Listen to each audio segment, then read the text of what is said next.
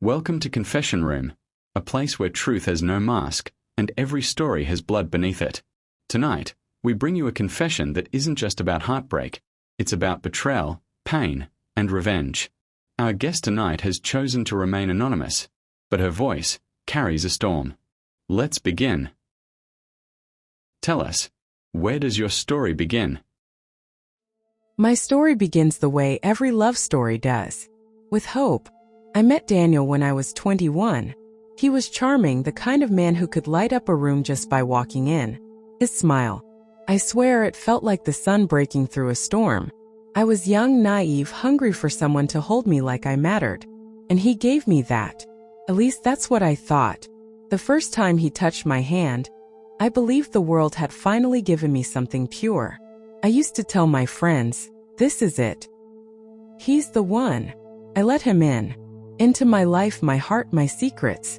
Every dream, every scar. I laid it in front of him. He told me I was safe with him. And I believed it. God, I believed it. What did you see in him that made you trust so much? He had this way of looking at me, as if I was the only person in the room, as if nothing else mattered. He'd say things like, "You're my forever, my only." Words that tasted like honey but were dripping with poison I couldn't see. I built my world around him. My family adored him, my friends envied me. We were the perfect couple. At least, that's the picture we painted. But behind that perfect frame, cracks were already spreading. When did you first notice something was wrong? It started small. A late-night text he didn't want me to see. A sudden change in how he dressed when going out. A shift in his cologne. A scent he never wore for me. First I laughed it off. Told myself I was being paranoid. I mean, how could Daniel, my Daniel, betray me? But women, we have instincts. And mine screamed louder every day. One night he came home late. His shirt smelled like perfume I didn't own. His smile was too wide, too fake. When I asked where he'd been, he kissed my forehead and said, "Don't worry, baby, it's just work." And I wanted to believe him. God knows I wanted to. But that night I couldn't sleep. I stared at the ceiling, feeling my trust crack. Did you confront him then? No. I swallowed it. That's what women are taught to do, right? Be the good girlfriend. Don't nag. Don't push. But inside a storm was building. And storms don't stay silent forever. What finally broke the illusion? It was his phone. I wasn't the type to check, but one night, it buzzed when he was in the shower. A message. Just one. "I missed last night already, red heart." My hand shook as I read it. My chest, it felt like knives cutting from the inside. There it was. Proof. Daniel wasn't mine. Not really. He came out of the shower smiling, humming. And I just stared at him, phone in my hand. He froze when he saw my face. The color drained out of him. He knew.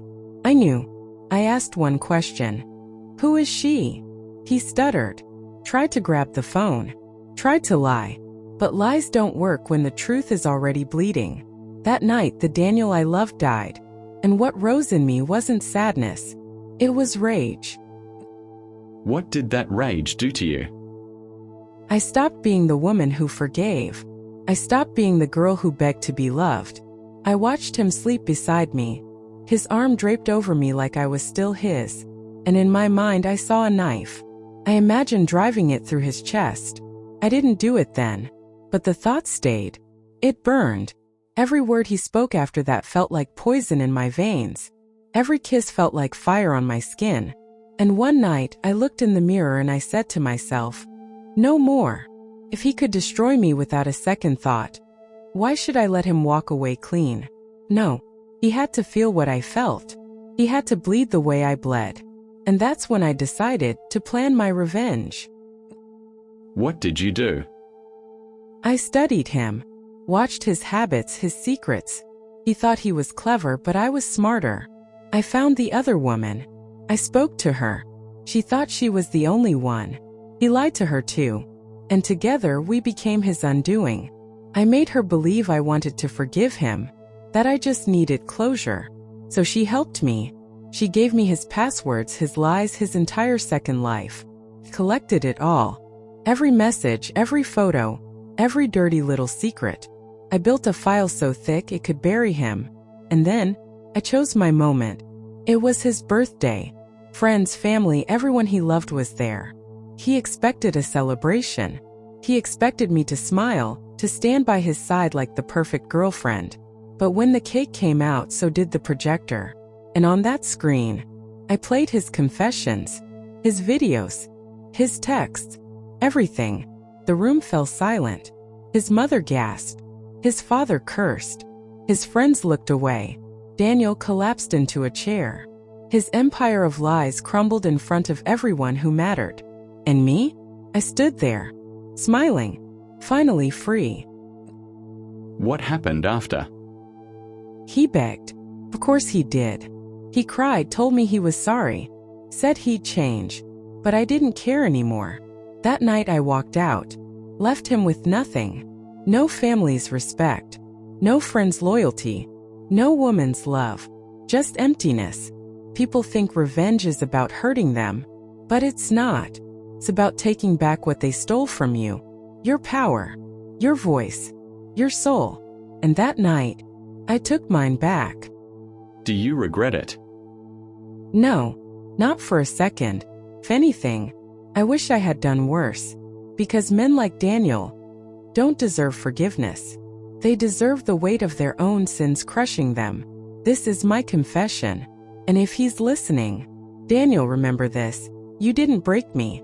You built my fire. And I hope it burns in your nightmares forever. This was Confession Room, a place where shadows speak, and the truth isn't just heard, it's felt.